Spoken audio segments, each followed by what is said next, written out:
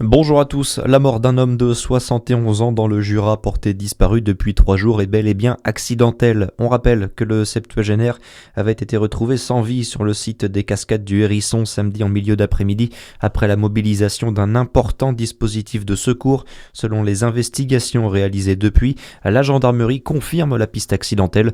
L'homme serait décédé après avoir chuté alors qu'il circulait sur le sentier. L'hommage de la nation à Frédéric Soriot, ce CRS motocycliste décédé dans un accident de la route dans l'Yonne le 23 février dernier. Le ministre de l'Intérieur a fait le déplacement à Plombières-les-Dijon ce mardi pour rendre hommage au brigadier chef. Laurent Nunez lui a décerné plusieurs médailles à titre posthume avant de prononcer l'éloge funèbre. À sa famille et à ses proches, en particulier son épouse et à chacun de ses 5 enfants, la nation exprime ce matin le témoignage sincère et démuni de son profond soutien et de son infinie compassion.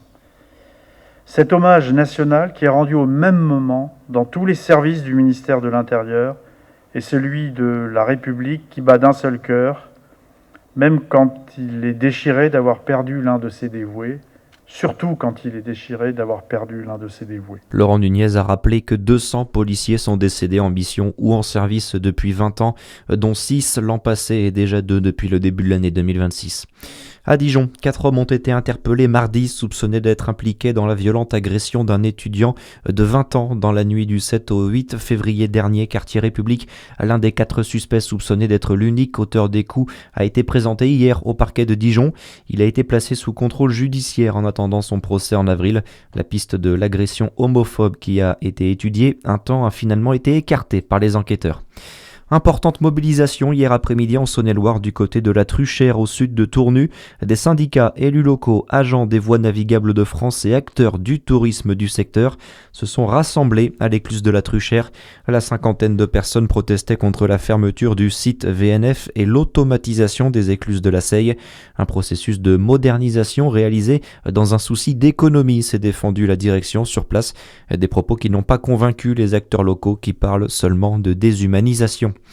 Dans le reste de l'actualité, Emmanuel Macron et Donald Trump ont échangé par téléphone. Le président américain a informé le chef de l'État français de l'état des opérations militaires menées par les États-Unis en Iran. De son côté, Emmanuel Macron a alerté son homologue de la situation humanitaire au Liban. Et puis ne soyez pas surpris si le ciel vous semble jaunâtre aujourd'hui dans la région. Un nouveau nuage de sable arrive sur le territoire en provenance du Sahara. Le phénomène a déjà gagné le sud de la France hier après-midi et touche donc aujourd'hui nos départements. Il sera surtout visible au lever et au coucher du jour. Les personnes sensibles ou asthmatiques pourraient ressentir quelques gênes. Très bonne journée sur Fréquence Plus. À suivre, c'est votre météo.